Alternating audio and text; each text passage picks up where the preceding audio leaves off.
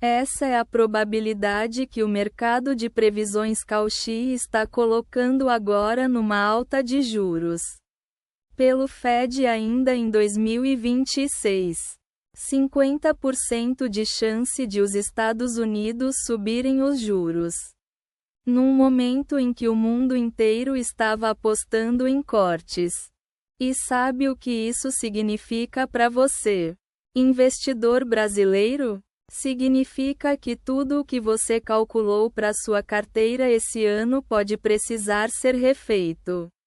Agora, tem uma variável que os gestores de fundos multimercado aqui no Brasil já estão movimentando nas mesas. E não é a Selic. Não é o resultado trimestral da Petrobras. E não é nem o fiscal do governo Lula. É algo que começa nos Estados Unidos. Atravessa o oceano. Chega aqui como dólar alto. Como prêmio de risco elevado. Como fuga de capital de emergentes. E termina no preço da ação que você tem na sua carteira na B3.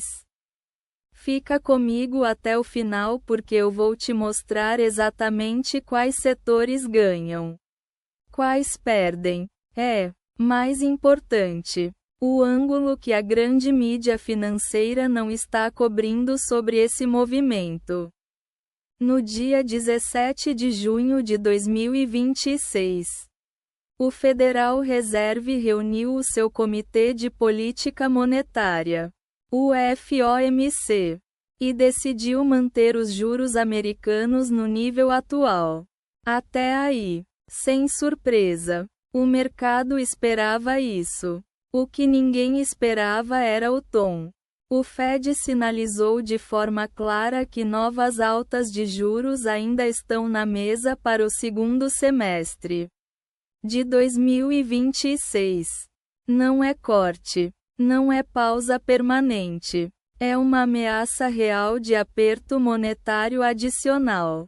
E o mercado de previsões Cauchy, que funciona como um termômetro do que os grandes players realmente acreditam. Não o que eles falam em entrevista. Colocou a probabilidade de uma alta antes do fim do ano acima de 50%.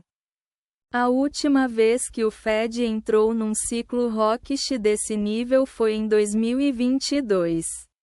Lembra o que aconteceu com o Ibovespa? Caiu mais de 20% entre janeiro e julho daquele ano.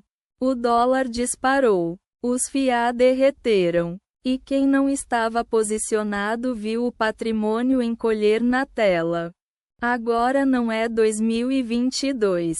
O contexto é diferente. Mas o mecanismo de transmissão é o mesmo. E é isso que você precisa entender. Quando o Fed sinaliza juros mais altos, o capital institucional global começa a migrar de volta para a renda fixa americana. Treasury de 10 anos pagando mais de 5% ao ano em dólar se torna uma concorrência brutal para qualquer ativo de risco, inclusive os emergentes, inclusive o Brasil. O fluxo de capital sai. O dólar se fortalece. E o real sente. No pregão seguinte ao comunicado do Fed, o Nasdaq chegou a cair antes de recuperar quase 2% puxado pelas ações de semicondutores. Mas essa recuperação não apaga a mensagem. O mercado está nervoso. E nervosismo em mercado americano vira volatilidade aqui na B3 em menos de 24 horas. Deixa eu te mostrar exatamente onde isso bate aqui no Brasil. Setor por setor. Os FIIs, fundos de investimento imobiliário, também sofrem nesse ambiente. Por quê? Porque quando os juros americanos sobem, os fundos estrangeiros param de buscar yield em emergentes. ANTNB. O tesouro atrelado à inflação. começa a competir mais forte com os FIs como alternativa de renda. O investidor pessoa física começa a comparar. Por que eu fico num FI com yield de 10% quando a NTN-B longa me paga IPCA mais 7% com garantia do governo? Esse raciocínio derruba as cotas. Os bancos grandes, Itaú, Bradesco, BTG, têm uma situação mais complexa. Num primeiro momento, juros altos no EUA não necessariamente elevam a Selic aqui. O Banco Central brasileiro tem autonomia. Mas se o câmbio depreciar forte, o BC pode ser forçado a reagir. E se a Selic subir aqui também, os bancos ganham em margem financeira, mas perdem com inadimplência se a economia desacelerar. É um trade-off que os analistas do BTG já estão modelando agora. O que os fundos multimercado brasileiros estão fazendo? Você consegue ver isso no fluxo do câmbio e nas posições no mercado futuro da B3. A leitura atual é de compra de dólar como proteção e venda de bolsa em alguns contratos. Não é pânico, é hedge. Mas é um sinal de que o dinheiro profissional está menos otimista com o Brasil no curto prazo. O Valor Econômico cobriu o comunicado do Fed. A Infomoney cobriu a reação do Nasdaq. O que ninguém está conectando direito é o efeito combinado entre o Fed hawkish e a situação fiscal brasileira. E isso é o que vai mover o mercado na próxima semana. O Brasil entra nessa turbulência externa com um fiscal frágil. A dívida pública bruta está perto de 90% do PIB. O governo federal ainda não entregou um arcabouço fiscal que convença o mercado de forma definitiva. E o Banco Central, apesar de ser autônomo no papel, opera sob pressão política constante.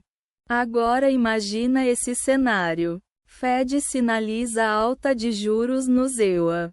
Dólar sobe globalmente. Capital sai de emergentes.